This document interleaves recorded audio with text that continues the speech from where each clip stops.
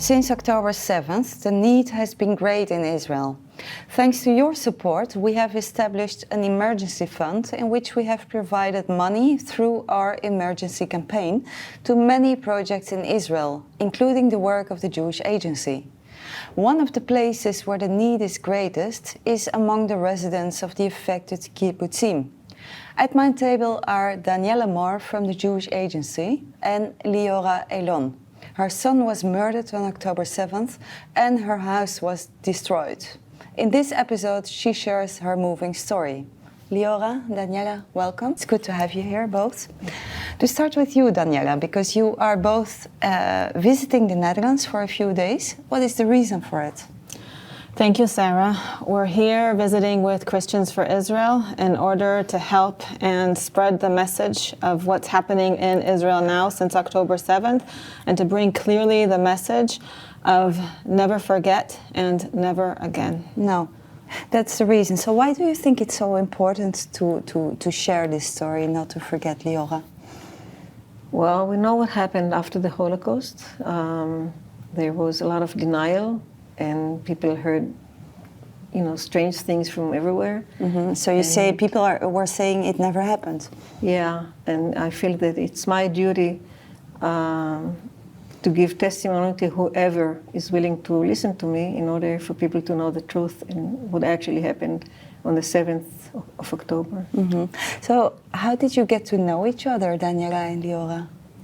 So after October 7th, with survivors and people that were evacuated from their homes, refugees in their country, were living in all kinds of conditions, the Jewish Agency, through its Fund for Victims of Terror, started visiting these different communities and different people to offer comfort, to offer support, and to make connections to help them rebuild in some way their lives. Mm-hmm. So in that way, Liora and I met, and Liora very courageously shared that she would be willing to even travel abroad to give her testimony. And that's how you both met, and now you're here. Yes, we spent 11 days in the United States with Liora and her two very brave granddaughters, and since then we became friends, and now we're here. Yeah.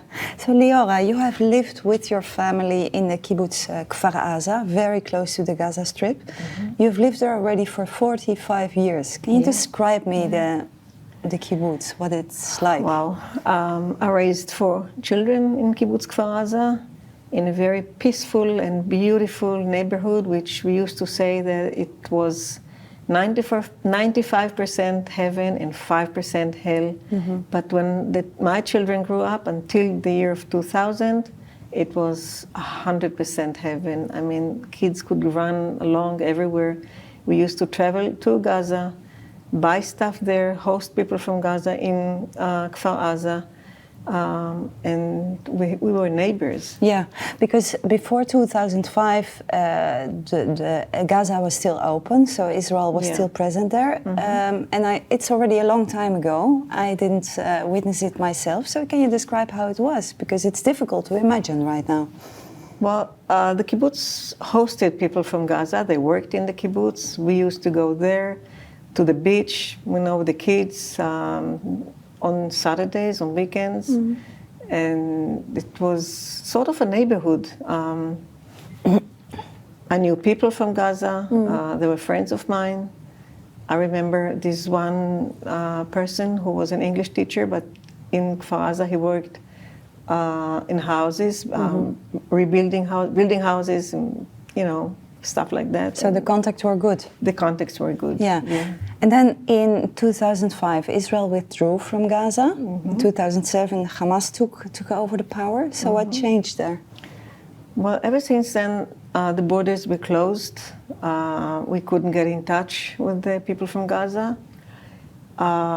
It was a time when not even on the phone we could talk to them. Why not? Because they were afraid. They could be harmed if they kept contact with us. Mm-hmm. And then we formed a little group of people from the surroundings of Gaza, from Sderot, from the kibbutzim. We called it Other Voice. We wanted to let people in Gaza know that there's still people in their neighborhood in Israel that care for them and worry about them. And the people in Gaza, we're talking about Palestinian people, Yeah. Before 2005 and also after 2005. Yeah, we used to call them and talk to them and care about them and ask them how can we help.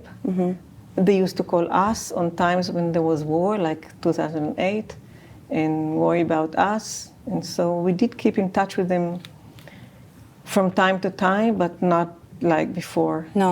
So tell me about, because you are also active, or you used to be before October 7th also in peace projects. Tell me about that. Yes, I was part of an NGO called the Road to Recovery. I drove people from Gaza, from Erez border to hospitals in the country.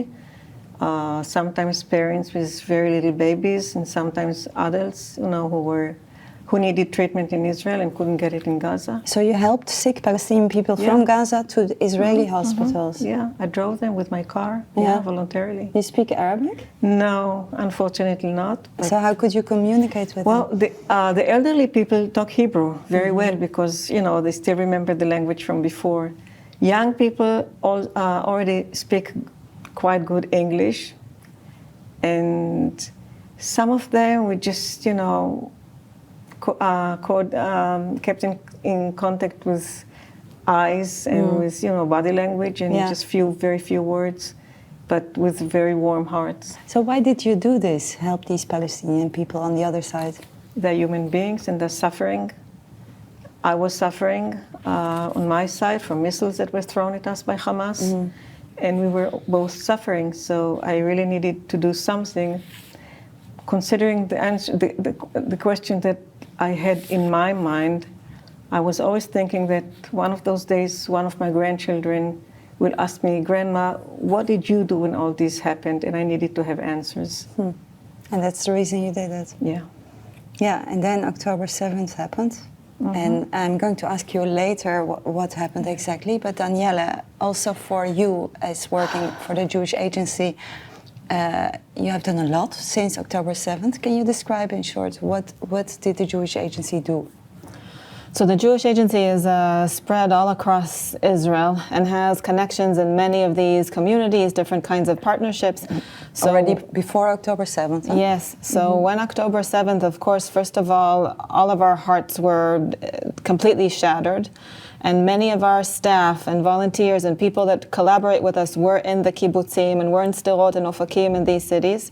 There were people directly in our care that we had to get out of the line of fire, like 600 olim from Ethiopia that live right outside of Sderot, and that the terrorists were on the fence of that center on October 7th shooting within. We evacuated them under fire already on October 8th. And many other Holocaust survivors and people living in that region that we had to take care of their security, protect their lives. And then at the same time, we saw as our role to be there for all of the people of Israel that were suffering. And so the main mechanism that we used since that day is our Fund for Victims of Terror, that in 21 years assisted some 9,000 families in 21 years. And just as a result of October 7th, has already assisted more than 10,000. Wow, yeah. So the numbers have grown. Could you have imagined on October 7th the scale of what happened then? No, I was in my home in Modi'in, and there were some sirens that went off that day, but what we were seeing on the TV and what I was getting on WhatsApp messages from some of my colleagues in Yated and in Erez and in Sderot and Ofakim was just completely unimaginable. And I think that since that day, it's clear to us that until there is some level of security, until we can say that our people are safe, we cannot rest. It's our duty to do everything we can. Yeah. So Liora, October 7th, how was it for you? Can you take us back there? Very traumatic, I must admit. First of all, I hosted two of my granddaughters at home, two of my kids, the eldest one, Hadass, and the youngest one, Ron. And 6:30 in the morning, we heard the alarm, and we went straight to the safe room. There were a lot of missiles going off over our heads.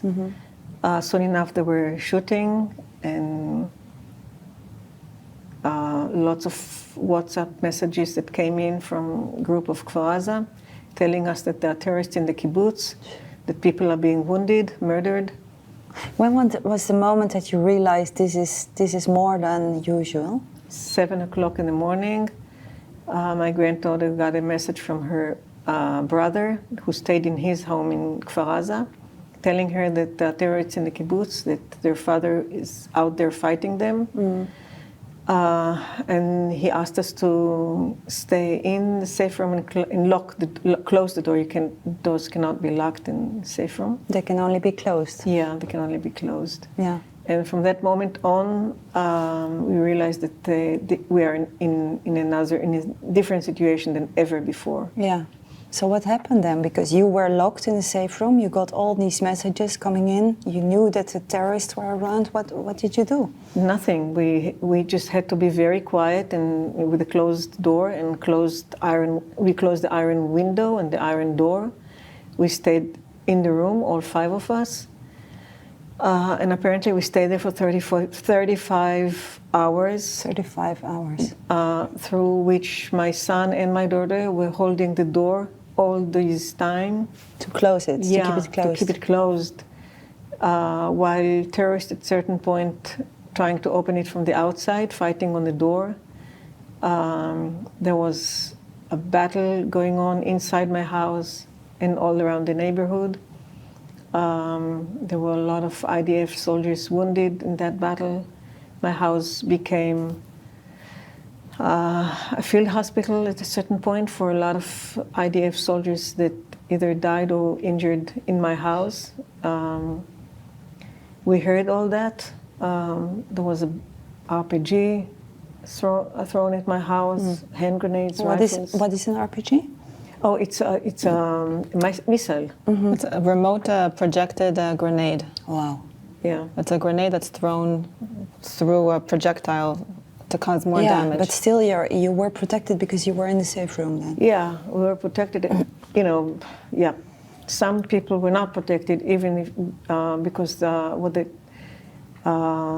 terrorists did was shoot through the door, through the handle of the door, or it burned the door and the entire safe room on the people that were in there. And they did it in a lot of places in Kfar Aza. Did you think you could come out alive from this? I had the hope. I was praying to come out of it alive, especially my granddaughters and my kids, and of course me too. We held hope from all this time, but it was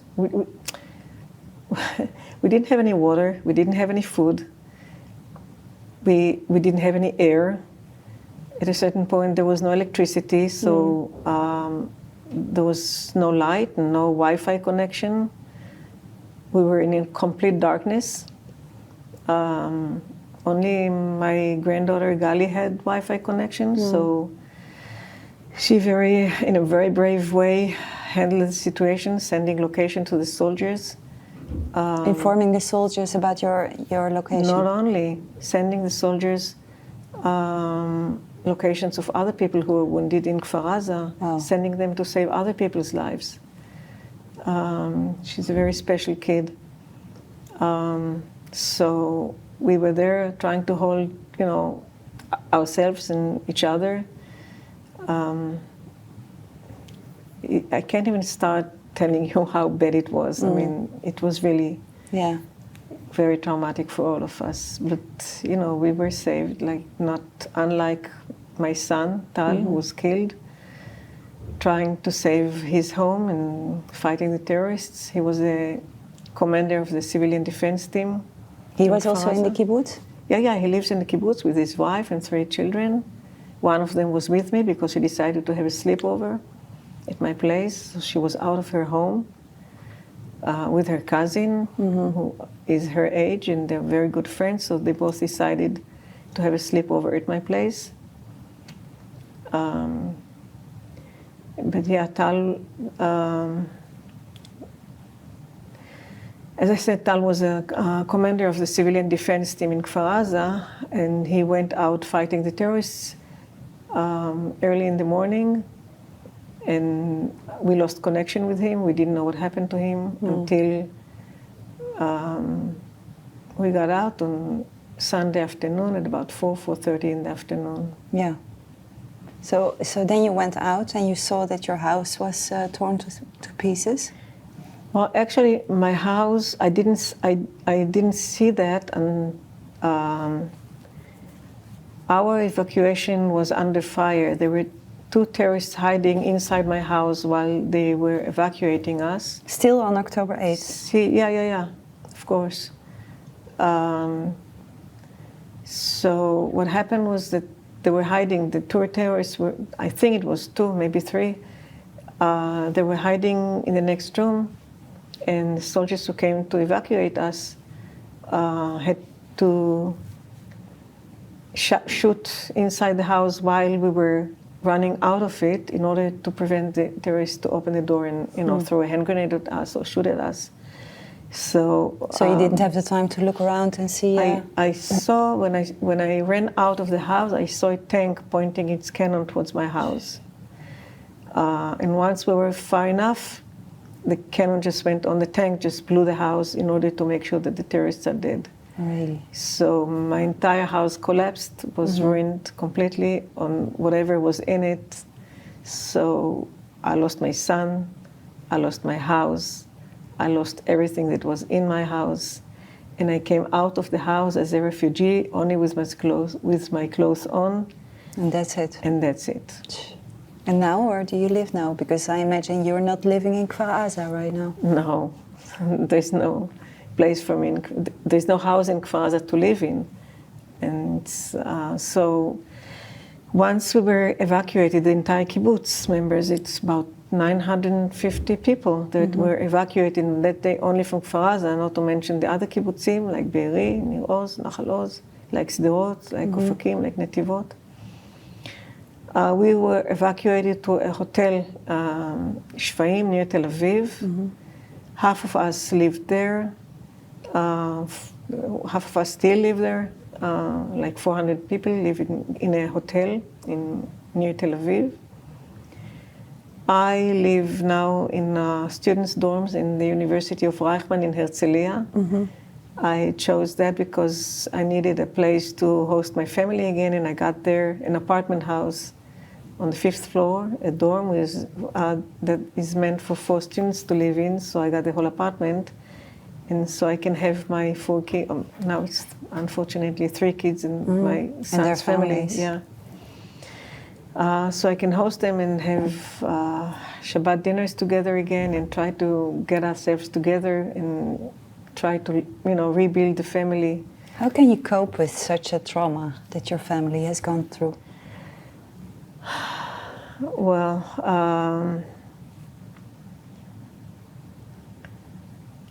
I found out while we were staying in the safe room, I really discovered that I have a very special family with resilience, and that holds us until now. We are all, getting care from psychologists, social workers. We're very much together in it. And besides that, in order to give meaning to all that happened, I felt that I need to be heard, that my voice needs to be spread in Israel and outside of Israel, and that's what I do. And also here in the Netherlands, yeah. Because your son was killed on October 7th, and also members of the kibbutz were taken hostage into Gaza. 65 people were murdered, including families, children, grandparents, parents, all ages. 65 from Kfar Aza. From Kfar Aza. And there were also people from Kfar Aza taken hostage into Gaza? 19 were kidnapped to Gaza. 5 of them are still there, suffering. The two young women Emily and Dawn. Do you know anything about their situation there? Nobody knows. No, I don't know anything about their situation over there. That two brothers, twin brothers, 26 years old.